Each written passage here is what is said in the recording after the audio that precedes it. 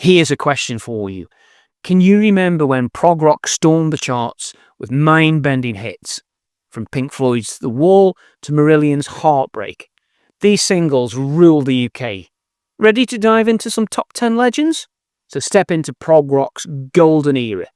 Here's the ultimate prog hit parade.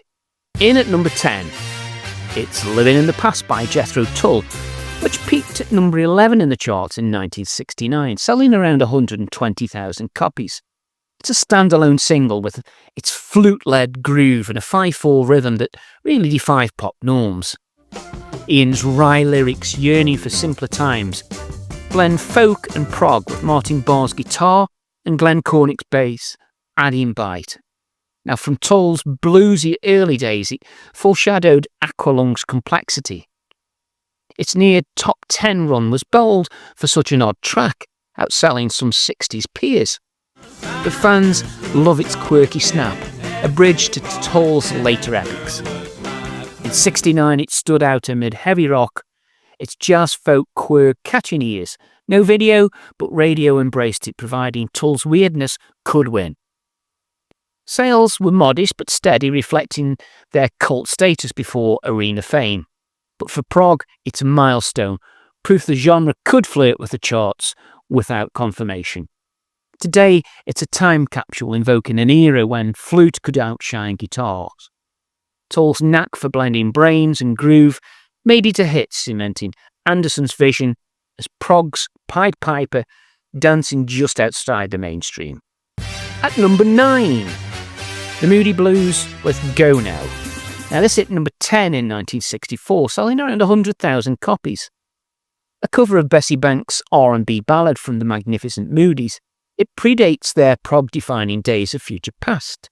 Denny Lane's raw vocals and a stark piano carry its breakup anguish, hinting at the drama they'd later master. In the British Invasion's rush, this stood out, more soulful than Merseybeat, but with prog's theatrical seed. Sales were lower than Yes or ELP, reflecting the 60s market and their early status, but for fans, it's proto-prog relic, raw, but pointing to orchestral heights. Its chart run lead on a radio play, a win for a Birmingham band breaking through. No video, no frills, just emotion pushed it up. In '64 it had rubbed shoulders with the Beatles hits and held its own. Later Moody's classics like Nights and White Satin eclipsed it, but this was the first spark. Today it's got a nostalgic nod to their roots, showing how a band destined for symphonic prog started with a heartbreak plea that hooked a generation's ears. At number 8, we've got Yes's Wondrous Stories, my wife's favourite Yes track, and this reached number 10 in 1977, selling roughly 150,000 copies. Now from Going for the One, it's a rare single for the prog's marathon men, clocking just under 4 minutes. John Anderson's airy vocals weave a mystic tale, backed by Rick Wakeman's twinkling keys and Steve Howe's gentle guitar. Its lush harmonies and odd meters distill Yes's cosmic vibe into a radio bite, a comeback after hiatus from the band. Sales trailed ELP's fanfare as Yes leaned on album fans, but its chart climb matched punk's rise, offering melody over chaos. Now for devotees, it's a gem of the Anderson era, balancing accessibility with prog's heart. The band, shocked by the hit, saw it as a bridge to new ears. And in '77, it was a soft rebellion, its dreamlike glow contrasting disco stomp. Today, it's still a fan favourite, evoking pastoral prog before arena excess.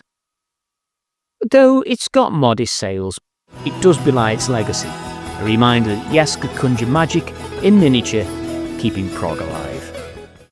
At 7, Emerson, Lake and Palmer's Fanfare for the Common Man, and this hit number 10 in 1977, selling around 200,000 copies. Now, adapting Aaron Copland's 1942 orchestral piece for Works Volume 1, Keith Emerson's blazing keyboards turn it into a prog rock juggernaut. Greg Lake's bass and Carl Palmer's drums add grit, condensing the 9-minute album cut to just 3 for radio.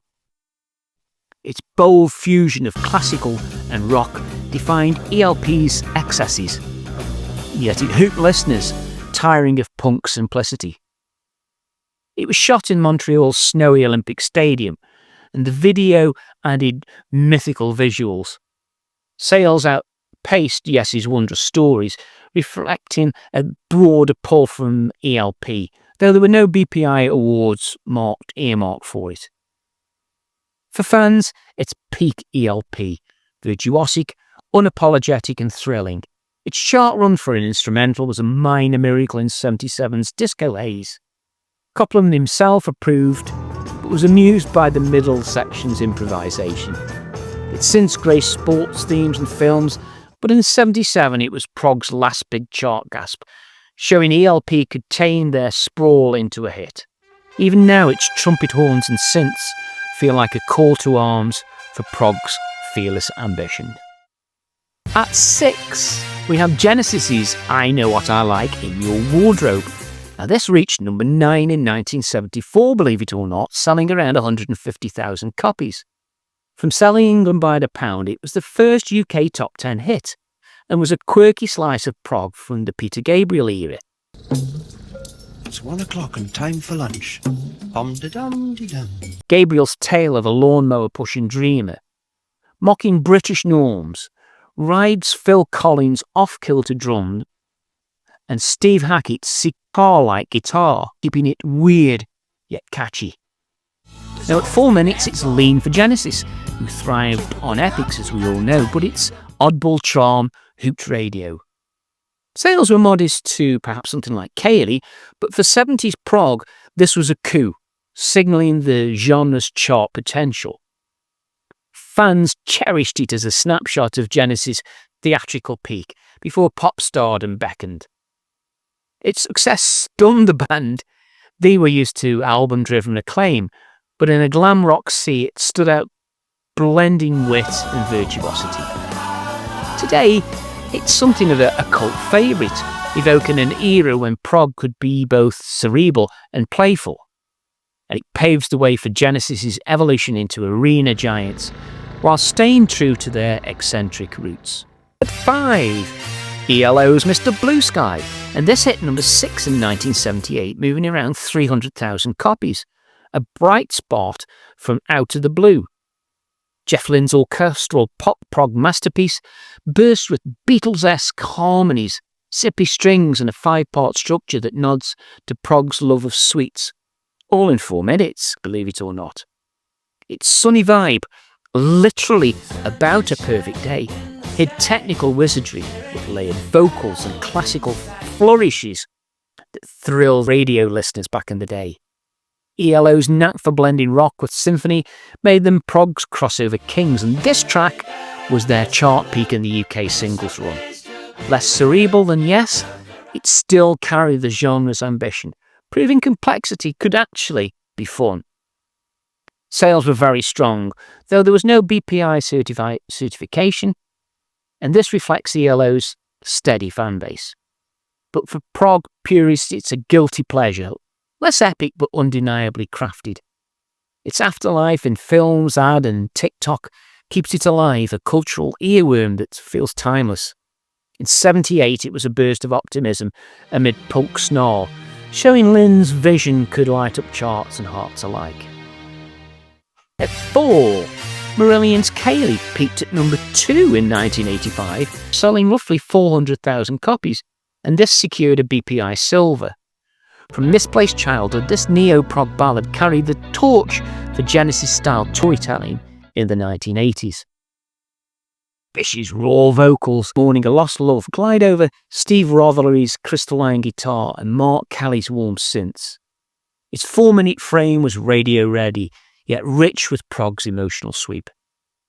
MTV's glossy video boosted its reach, making Marillion unlikely pop stars amid synth pop's reigns.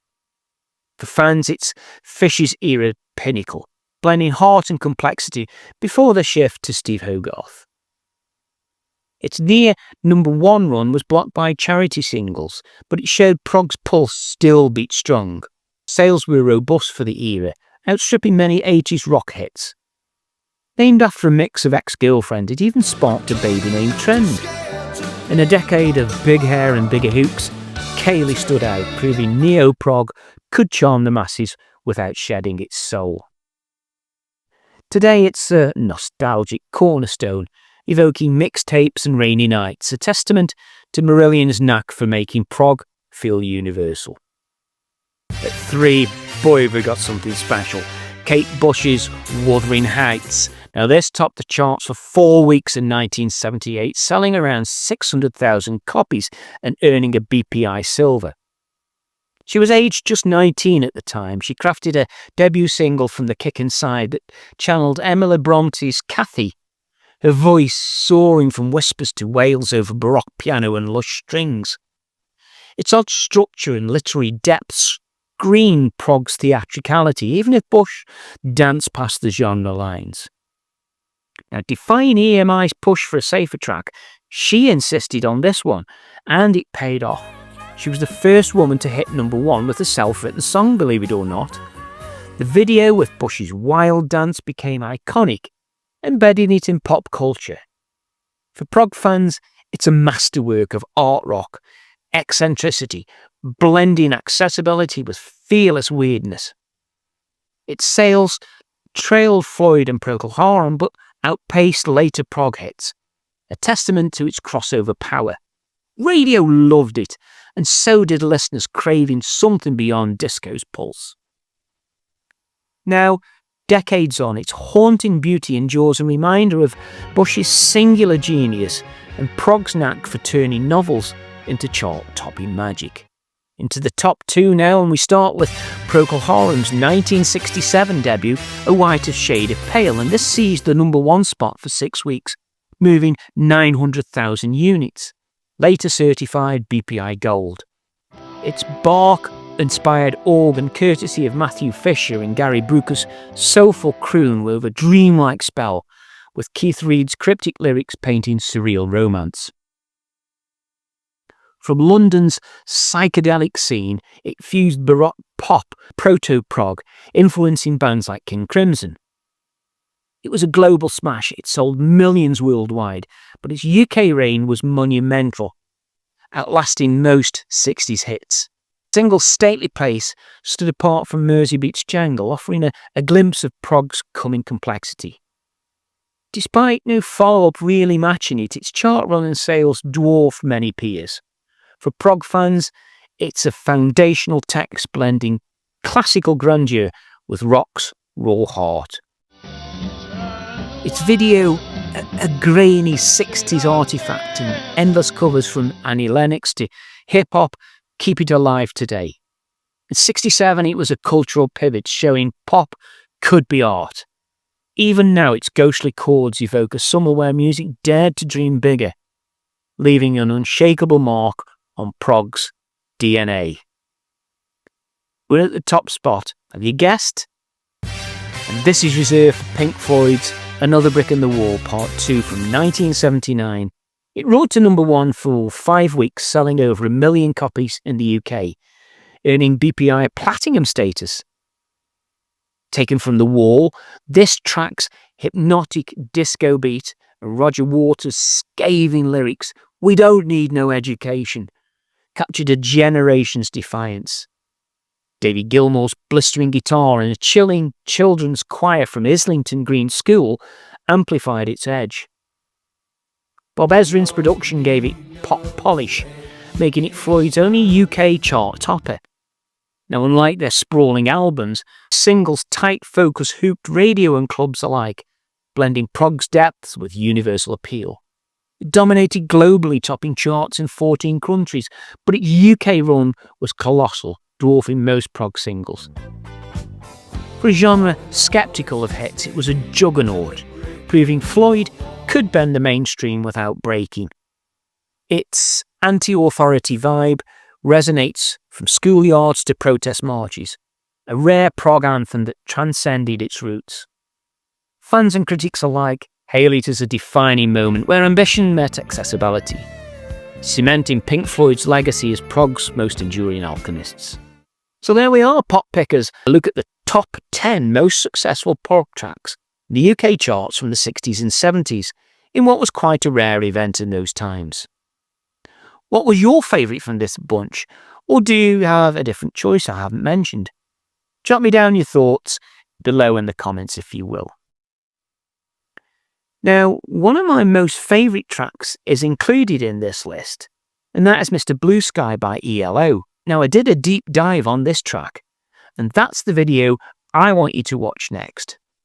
I'll see you over there.